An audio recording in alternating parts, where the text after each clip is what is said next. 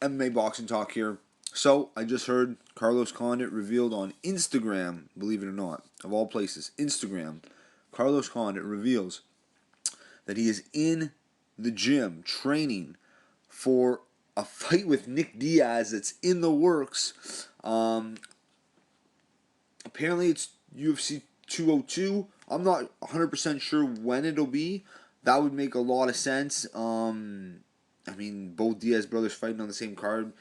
Not like McGregor Diaz rematch needs, that card doesn't need any help selling pay-per-views, because that's probably going to break the record of UFC 100 anyway, unless UFC 200 breaks that, which I think it could. It could. But anyway, so Nick Diaz, Carlos Condit. I would love to see that fight. That rematch would be amazing. They fought back in 2012. Extremely close fight. Carlos Condit winning by unanimous decision. But that's a fight, both guys are stand-up guys. They're strikers. It'd be extremely exciting. To be quite honest, Carlos Condit, I felt he got, he should have got the nod against Robbie Lawler. I thought that he did enough to win that championship belt in a similar fashion, not exactly the same way, but when Robbie Lawler won his title over Johnny Hendricks, he didn't dominate that fight. He didn't win 4 of the rounds in that fight.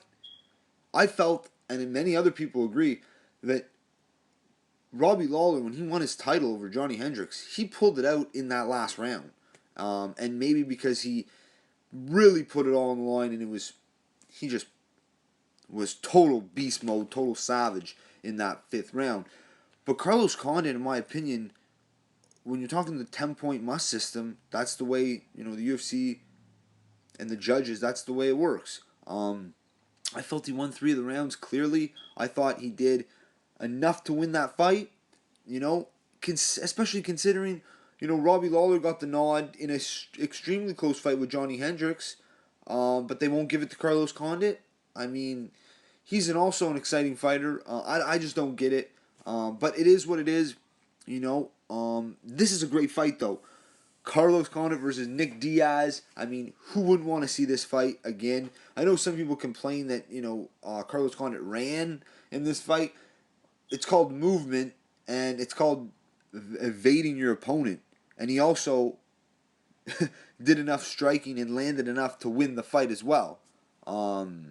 You're a fucking idiot if you want to stand there and trade with the Diaz brothers. You know what I mean? Like, what do you expect him to do? Just stand there and trade? Nobody can do that with the Diaz brothers. It's impossible. We saw Conor McGregor try to do that with Nate Diaz. Not the best game plan, mind you. He didn't conserve his energy, mind you. But regardless, he got lit up. So, of course, you're going to use your movement and try to evade the Diaz brothers. You're not just going to stand there.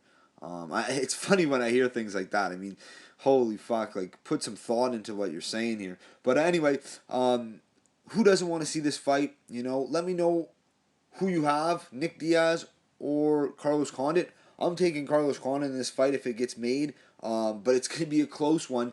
He's not going to stop Nick Diaz. I highly, highly doubt. Great fight, though. Hope it happens. It's just in the works. But I heard a long time ago that fight was supposed to be, that was possible that it was going to happen. And at UFC 202 as well. But, Carlos Condit, it makes sense because he needs a fight. He needs to stay relevant. He deserves to get the title shot, really, a rematch at least, an immediate rematch over, of course, over Tyron Woodley, over Damian Maia. But it is what it is. But this would be a good money fight for him. It'd be a fight that would, get him up for it and be motivated as hell, because he was contemplating retirement, after the loss to Robbie Lawler. But he's too good and too young to retire. He's got a few more great fights in him. One of my favorite fighters to watch. But I really hope this fight happens and gets made. If you like the video, subscribe. Check me out on Twitter at MMA Boxing Talk 1. That's it for this one. Peace.